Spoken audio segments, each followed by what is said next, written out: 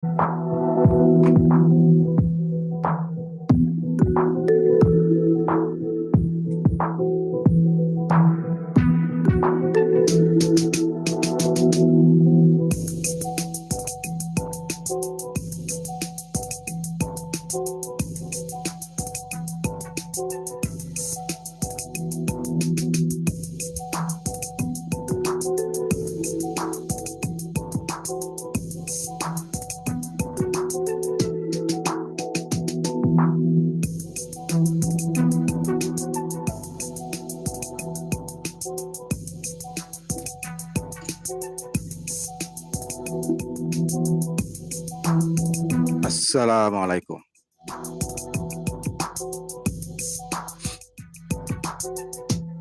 Selamat pagi semua. So, saya harap sound cantik ya.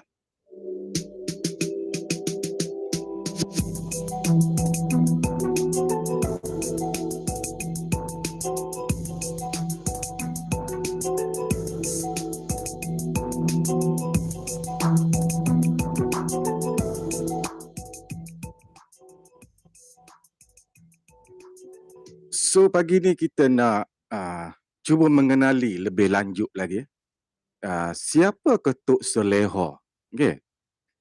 Siapakah ulama yang hebat di negeri Kelantan selepas Tok kenali? Mungkin ramai juga yang terlepas pandang seorang ulama yang hebat, Tok Saleha. Cuma yang lebih dikenali di Kelantan adalah Tok Kenali. Selain pada Tok Kenali adalah Tok Saleha. Tok Saleha sampaikan di kampung beliau, di tempat beliau bersuluk itu dijadikan warisan. Warisan sejarah. Okay. So tempat beliau bersuluk itu diperbaiki dan sesiapa saja boleh pergi melawat. Seorang ulama yang 18 tahun belajar di Arab Saudi. Pada masa dan ketika itu dibandingkan ustaz-ustaz yang daripada Sidang Kolong.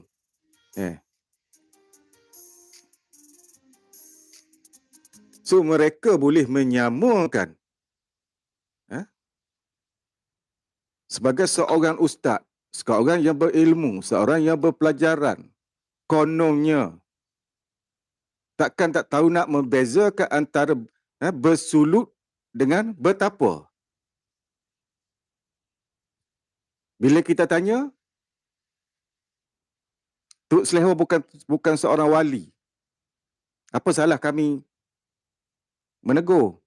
Apa yang kamu tegur? Apa yang kamu komen? Yang kamu tegur itu, kamu seolah-olah menyamakan antara bersuluk dengan bertapa. Begitu kecerdikan kamu yang kononnya belajar ilmu keagamaan. Takkan tak tahu nak membezakan antara bersuluk dan bertapa. Asalkan aku dapat tentang, asalkan aku dapat memperburukkan orang tu, aku tak kira bertapa ke, bersuluk ke, aku samakan je. Macam tu ya. So kita dengar balik video ni. Macam mana pun. Macam mana? So dia tengok proses khaluah tu macam mana. Siapa nama seorang tok apa ni, dia siap ada dia punya tempat khaluah kat bawah tanah dalam keranda. Siapa pernah tengok? Apa tok apa? Tok Selehong apa? Saya lupa. Kan? Something like that. Kalau saya salah saya mohon maaf. Yang saya ingat Tok Selehong apa. Dia tunjuk bangga kan. Saya cakap, jangan buat benda ni. Bahaya. Ini bukan tasawuf. Ini rahbaniyah. Bahkan Saharah pun buat benda tu. Tukang-tukang sihir pun buat. Bahaya. Ini bukan tasawuf. Ini rahbaniyah. Bahkan Saharah pun buat benda tu. Tukang-tukang sihir pun buat. Bahaya. Ini bukan tasawuf. Ini rahbaniyah. Just check it. Betul ke tidak? Dengan muka tersengih, dengan tak reti malu. Ustaz Sidang Kolong tu bukan semua daripada Singapura. Ada 2 orang lagi tu daripada Malaysia. Takkan tak tegur. Takkan sanggup orang Singapura menghina ulama kita sendiri yang di Malaysia. Ataupun anda ni mazhab apa? Kalau betul-betul lah mazhab Ahli Sunnah wal Jamaah, Mengikut Imam Syafi'i, dia tak sanggup ulama-ulama kita dihina. Dia tak sanggup satu seorang ustaz daripada Singapura nak menyatakan seolah-olah bersuluk dengan betapa itu adalah sama.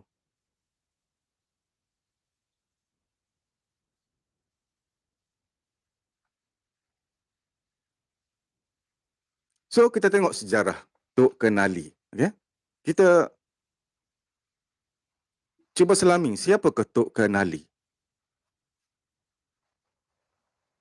Belajar bab ilmu teori sahaja, belajar daripada kitab sahaja, ilmu rasa pun tak ada. Kononnya faham di sebalik la ilaha illallah.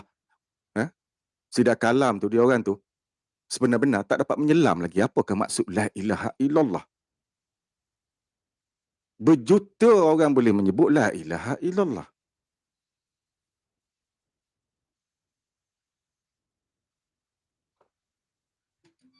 Setelah kejatuhan Patani kepada Siam pada tahun 1985, negeri bumi Aulia itu terus diberi berbagai tekanan dan serangan yang berterusan hingga berlaku perang besar antara Siam dan Patani selama 6 bulan pada tahun 1831 dan berakhir pada 1832, diikuti perang ketiga besar pada tahun 1838.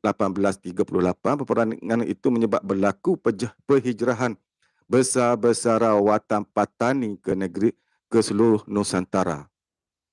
Kelantan paling banyak menerima kehadiran penduduk dari Patani iaitu Terengganu, Kedah, Perak, Pahang dan Johor. Selain itu ada yang berhijrah ke pulau-pulau di Laut Cina Selatan dan juga kepulauan Indonesia. Pada abad ke-19 setelah muncul ulama 5 serangkai warisan Patani yang mengharumkan nama Kelantan ke seluruh Nusantara, antaranya Tok Jelapang, Tok Galok, Tuan Guru Haji Wan Ahmad bin Haji Wan Abdul Halim. So, beliau daripada Tasik Mas. Tok Kenali, Tok Guru Haji Muhammad Yusuf bin Ahmad dari Kota Baru. Tok Bacok, antara seorang yang hebat. Tok Bacok, Tok Guru Haji Osman bin Haji Muhammad dari Bacok. Tok Seleho, antara satu orang lagi. Tokoh yang disebut dalam artikel 1871 hingga 1935 dari Tumpak, dan Tok Kemuning. Ini orang hebat semua. Tok Kemuning, iaitu Tuan Guru Haji Ismail bin Senik.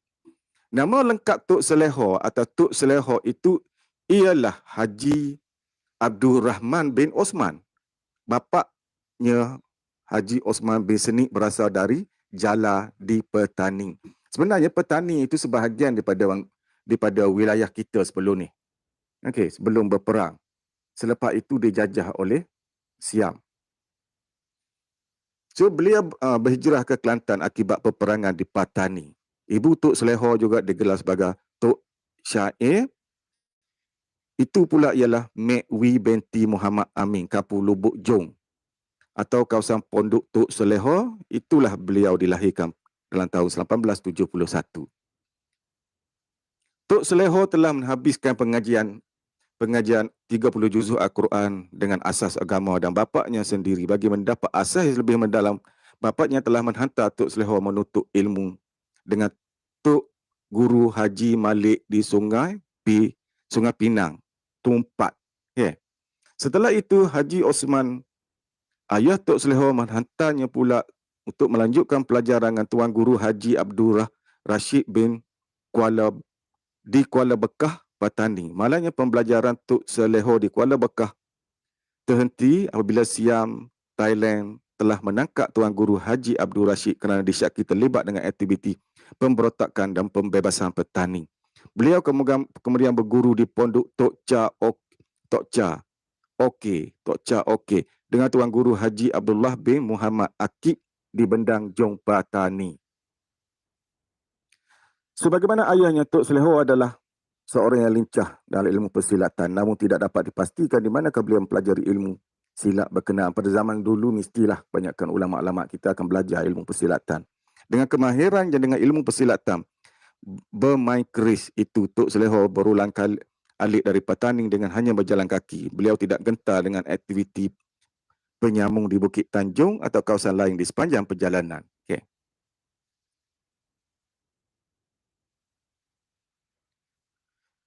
Setelah Tok Seleho menamatkan pengajian pondok di Patani, beliau kembali ke Kelantan. Kemudian beliau berhijrah ke Mekah menimba ilmu agama di kota suci Makkah. Di sana Tok Seleho berguru dengan ramai ulama. Antara ulama yang menjadi guru beliau termasuk ulama Melayu yang terkenal di Makkah itu Syekh Wan Ahmad bin Muhammad Zain Al-Fatani pada 1856 hingga 1906. Setelah Syekh Wan Ahmad Al-Fatani meninggal dunia pada 1906, Tok Seleho mendalami ilmu alat bahasa Arab, ilmu fiqh khusus, fiqh mazhab Syafi'i dan pelbagai ilmu qiraat dari bapa saudara Syekh Wan Ahmad Wan Fatani, iaitu Syekh Wan Daud bin Mustafa Al-Fatani. Kemudian Tok Seleho belajar kitab fiqh dengan Syekh Wan Daud Al-Fatani. Beliau membuat catatan mengenai ilmu yang dipelajarinya sehingga sahabat beliau iaitu Tok Kenali pernah meminjam catatan beliau mengenai kitab Musyatul Musalli hasil karya Syekh Daud Al-Fatani bin Abdullah untuk digunakan mengajar pelajar-pelajar beliau. Tok Seleho kembali ke tanah air pada tahun 1340 Hijrah setelah menuntut ilmu di Mekah selama kira-kira 18 tahun. Tok Seleho juga mempunyai minat membaca buku-buku sastra lama berbentuk syair seperti Hikayat Siti Zubaidah. So, beliau sudah dikenali sebagai pensyair yang hebat. Tok Seleho turut memberi sumbangan dalam mengeratkan hubungan mendamaikan suami isteri yang berkelahi. So, beliau membantu pasangan-pasangan suami isteri. So, seorang yang hebat dalam berpuitis dan dalam mendamaikan sesuatu rumah tangga. Itu kemahiran beliau juga tu. Tiap-tiap malam Kanda bermimpi sedap rasanya tidak terperi. Adinda di tengah kanda, di tepi harum baunya umpama kasturi. Ini puisi. Menghisap rokok, meminum kopi, suka dan hilai senang di hati, memeluk tengkuk mencium pipi, kasih mesra hingga mati. Cantik. Tok Seleho mempunyai berbagai keistimewaan tersendiri. Sebaliknya, sebagai ulama, beliau sangat meminati binatang-binatang yang cantik seperti kuda, biri-biri, ayam jantan dan memiliki suara yang merdu. Kebiasaannya di Kuala Tumpak menjadi pilihan tempat beliau memukak ikan. Uniknya, hasil tangkapan dari Tok Seleho akan dibahagi-bahagikan pada penduduk di sekitar pondok dan anak-anak muridnya. Selama 18 tahun bermukim di Tanah Suci Mekah, beliau pulang ke tanah air pada tahun 1921 lalu mengasaskan pusat pengajian pondok sendiri di tanah peninggalan bapaknya di pinggir sungai Selehong. Di pondok itulah beliau mengajar dan mengembangkan pondoknya yang sangat dikenali ramai pada zaman itu. Bidang ilmu yang sangat ditumpukan ialah Ihsanuddin atau tasawuf dengan syarah hikam Ibnu Atta'illah sebagai teks utama. Tok Seleho masyhur sebagai ahli sufi yang zahid. Bagi tujuan supaya hatinya tidak bertambah kepada dunia, beliau menggali sebuah lubang khas untuk kawasan tanah perkuburan Islam berhampiran pondok Selehong yang dijadikan semacam kamar khusus tempat beliau beribadah dan bersuluk. Kecenderungan Tok Seleho terhadap ilmu tasawuf dalam sistem pengajian pondok didirikan adalah kerana beliau sangat menekankan penyucian hati atau di dalam kata lain tazkiyah al-nafs. Hal ini bermaksud apabila beliau membina sebuah tempat beribadah kepada Allah yang khusus di kawasan perkuburan berhampiran pondoknya, kini dikenali sebagai tanah perkuburan Tok Pasir. Ia merupakan tempat suluk yang dibina sama saiz dengan kubur untuk memastikan hati yang tidak menjadi sombong dan riak dengan kemasyurannya serta untuk sentiasa mengingatkannya diri tentang mati. Pelajar-pelajar pondok Tok Seleho bukan sahaja terdiri dari masyarakat tempat bahkan ada yang datang dari Johor, Melaka, Pulau Pinang, Pahang, Palembang, Jawa, Siak dan berbagai-bagai tempat lagi. So, Tok Seleho mengajar kitab hikam di pondok beliau. So ramai yang datang daripada Pasir Pekang, Wakah Baru, Palembang, Kembong, Tumpat, Bunohan, Telaga Bata, Genting sebagai semata-mata untuk mendengar pengajian Tok Seleho yang menarik. Selain itu, Tok Seleho juga mengajar di tempat lain seperti Wakaf Baru. Tok Seleho menjadikan masjidnya sebagai satu tempat pengajarannya dalam kuliahnya. Tok Seleho suka mencerita kisah Isra' Mi'raj dan berlaku ke atas junjungan besar Nabi Muhammad sallallahu alaihi wasallam. So, beliau seorang yang hebat dalam begitu rajin dalam beribadah. Antara yang tidak So dia akan mengajar orang-orang yang tidak berakhlak mengaji, membaca solat. Tok Selehor juga berjaya menghapuskan amalan masyarakat setempat yang suka melakukan pemujaan hantu dan amalan-amalan khurafat. Sambutan Maulud Rasul yang diadakan julung kalinya oleh Tok Selehor sebenarnya telah dilakukan oleh para ulama terdahulu sama ada di dunia Arab walaupun di dunia Melayu. Sejak zaman berzaman, ulama terdahulu meraihkan hari kelahiran Nabi SAW dengan pelbagai aktiviti sama melalui bacaan berzanji, burdah dan sebagainya. Berzanji ialah satu bentuk seni suara Islam yang mengandungi bacaan yang dikaitkan dengan peribadi dan sejarah hidup Rasulullah, yang dimulai dengan bacaan Al-Fatihah, pujian terhadap Nabi, selawat diakhiri dengan doa. So, kita sekarang ni susah nak dengar masyarakat kita berzanji. Saya rindu kalau masa dulu memang.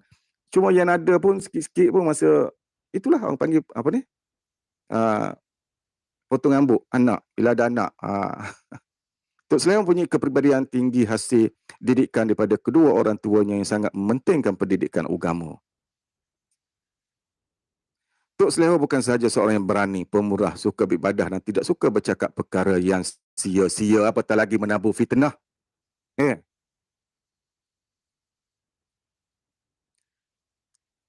Beliau seorang ulama yang sangat zuhud, warak dan tawaduk. Ni dia orang ni, sida kolum ni, ustaz-ustaz kedai kopi ni, dia hebat lah, dia hebat, dia zuhud, dikenali, tawaduk. Belajar atas berapa tahun, ilmu senipis kulit bawang, rasa diri tu hebat. Nak komplain orang tu, komplain orang ni, cakap mengajar di kedai kopi dalam bilik macam tu. So, nak mencari salah Ustaz Buya Arazi. Buya Arazi seorang yang dikenali di Indonesia. Kefahaman tidak dinafikan, melainkan ditentang oleh golongan Salafi. Bukan Salafi, Salafism. Dengan golongan Wahabi yang segelintir sedikit saja, kononnya mereka lah yang hebat. So, ketika masih belajar di petani lagi, beliau berkahwin dengan seorang wanita pilihan, iaitu Wan Haji bin Dollah, Wan Halimah binti Dollah. Tetapi perkahwinan itu berlangsung tidak menjejah pelajaran itu. Pembelajaran malah tambah mendorong beliau belajar dengan lebih bersungguh-sungguh. Setelah mendapat 3 orang anak, itu Haji Muhammad, Kalsum dan Abu Bakar, beliau pulang ke Kelantan. Ketika masih belajar di petani, beliau ketika berada di Mekah, Tok Selehor telah berkahwin dengan Hajah Aisyah binti Haji Mahmud dari Penambang, Kota Baru. Namun perkahwinan itu tidak bertahan lama kerana setelah pulang ke Kelantan mereka berpisah. Tok Selehor berkahwin dengan Haji Mek bin Mak Saman dari Lambu, Wakaf Baru, yang termasyhur dengan kecantikannya pada ketika itu. Hebat juga ni. Hasil perkahwinan tersebut dengan Haji Mek, Tok Selehor telah dikurniakan 2 orang anak perempuan, itu Hajah Khatijah, isteri kepada Tuan Guru Haji Ahmad Batu Tiga, ibu dan ayah kepada Datuk Dazuki Haji Ahmad. Yang ni lah. Tok Selehor ni kira cici apa ni? Toknya dia lah. Manakala anak perempuan kedua bernama Hajah Maimunah. Tok Selehor berkahwin lagi dengan Cik Bedah binti Haji Umar dari Penambang, Kota Baru. Setelah itu beliau berkahwin pula dengan Cik Cik bin Cik Man, dan hasil daripada perkahwinan itu beliau dikurniakan seorang anak perempuan. Pada hari lahir pada 1935, Tok Selehor pergi memburu rusa sebagaimana kegemaran beliau di selatan Thailand. So, Tok Selehor tidak takut sedikit pun. Semasa berburu, beliau menggunakan pipik memanggil rusa. Setelah dia tiup pipik itu, maka rusa pun datang. Ketika itu rusa dapat ditembak di sebelah. Sebab itu Tok Selehor tidak hampa ketika berburu rusa. Selepas 3 hari pulang dari berburu seekor ikan besar yang belum pernah dilihat oleh penduduk, Selehor muncul, timbul di pengkalan tempat mandi Tok Selehor. Selepas beberapa hari, ikan berada di sungai Selehor, kemudian keluar semula ikan ke laut. 2 hari kemudian datang sekumpulan burung gagak dengan ramai, sehingga ramai yang heran melihat peristiwa itu kerana tidak mengetahui apa maksudnya. Tok Selehor kembali ke Rahmatullah pada usia 64 tahun pada hari Khamis 18 Zulkaedah 1358 Hijrah bersama 20 hari bulan 1935 Masihi, setelah menderita sakit kepala yang berpanjangan selama 8 hari. So, Kawan-kawan, kita belajar mengenai Tok Seleha. Disebabkan oleh fitnah yang mereka taburkan, kononnya Tok Seleha ni bersuluk seperti mana golongan-golongan ahli sihir. So, seolah-olah ustaz-ustaz sidang kolom yang kononnya cerdik, bijak pandai, seolah-olah tak tahu nak membezakan antara bersuluk dengan bertapa.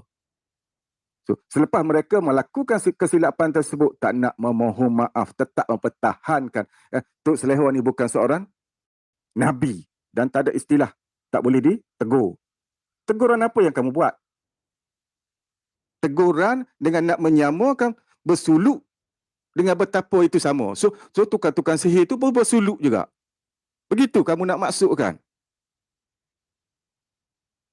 Saran ulama yang terkenal di Kelantan, kamu nak samakan dengan tukang sihir. So Tok Seleha bersuluk, tukang sihir juga bersuluk. Itu yang kamu nak maksudkan. Kamu nak samakan. Sampai kamu tak tahu nak membezakan antara bersuluk dengan betapa. Begitu ceteknya akal kamu. Sebawalah sifat-sifat terpuji Rasulullah, sifat sidik, amanah, tabligh, fatanah. Jangan ada sombong, takbur, bangga diri, khianat, dengki. Baru kita boleh hidup dengan aman. So, kita dapat nafsu mu'minah sekalipun, biar kita dapat sakinah. Ada ilmu, mengajar. Curahkan ilmu, bukan bangun pagi celek mata, tahu sibuk nak mencari silap orang lain. Nak belik kain orang lain. Belik kain sendiri. Tilik kebusukan hati kita. Cacat cela kita, dosa kita. Bukan nak tengok, nak tilik cacat cela orang lain. Tilik dosa orang lain. Wahai ustaz-ustaz, konon yang hebat dalam beragama. Okey, bye semua.